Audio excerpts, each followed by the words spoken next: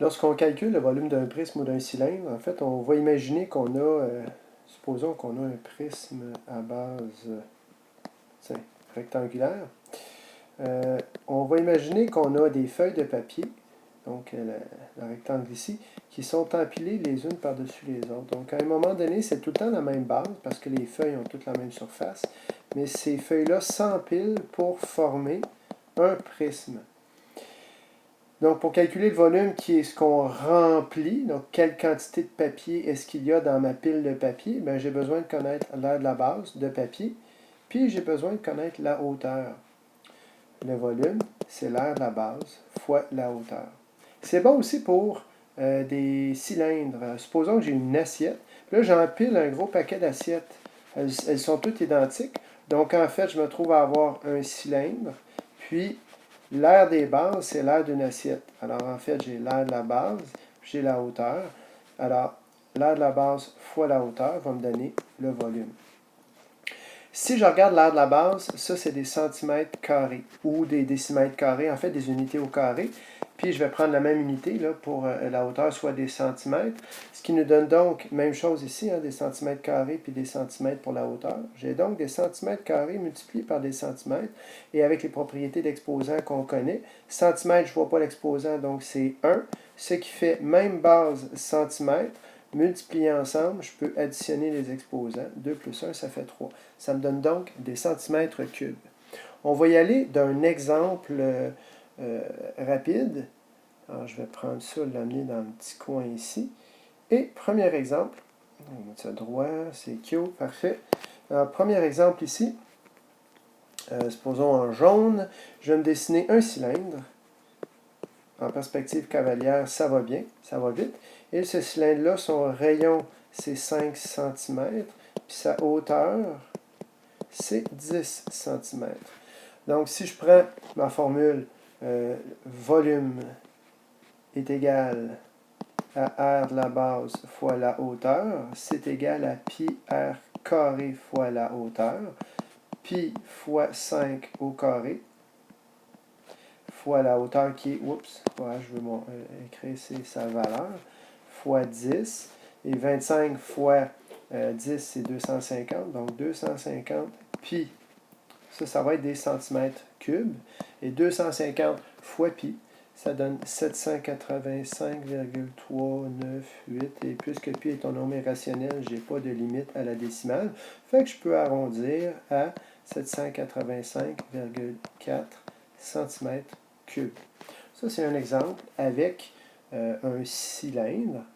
Maintenant, je vais prendre le même principe, mais je vais changer. Supposons que j'ai un prisme à base pentagonale. Alors, je dessine un pentagone. Un pentagone, on peut le dessiner de différentes façons, mais en perspective cavalière, on imagine encore le principe là, de la vue qui est en contre-plongée.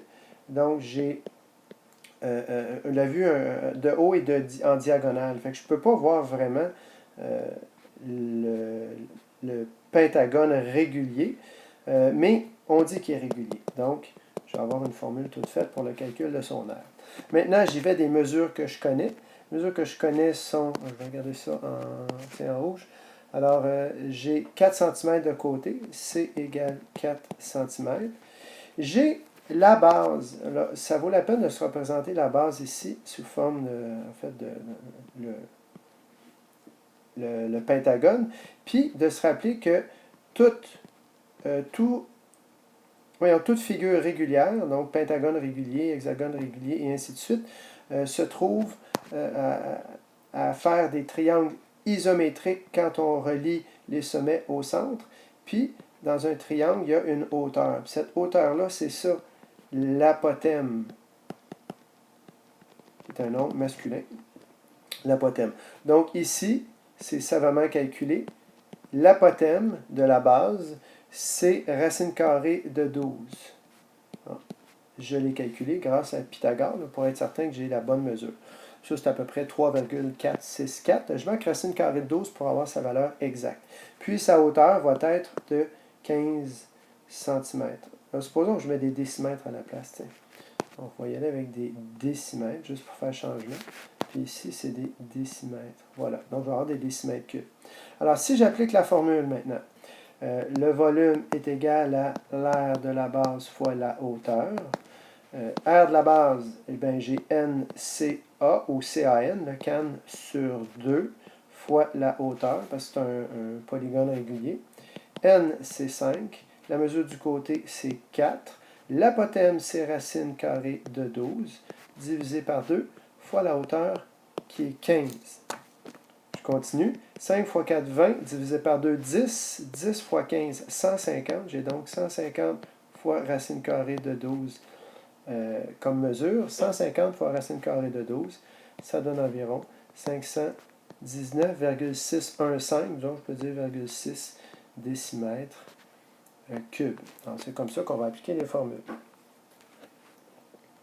Bien important de se rappeler qu'on n'additionne pas les airs. Ça, c'est une erreur commune. Je vais finir avec ça, mais il faut que j'en parle. Il y en a qui mélangent l'air. Donc, l'air, j'aurais l'air du haut, puis l'air de la base du haut, puis la base du bas. Il faudrait que j'additionne les deux airs pour avoir l'air total. Mais ça, c'est parce que je parle de surface, alors que quand on parle de volume, on parle d'un remplissage. Mais pour remplir, j'ai juste besoin d'avoir l'air de la base et on imagine que le volume monte.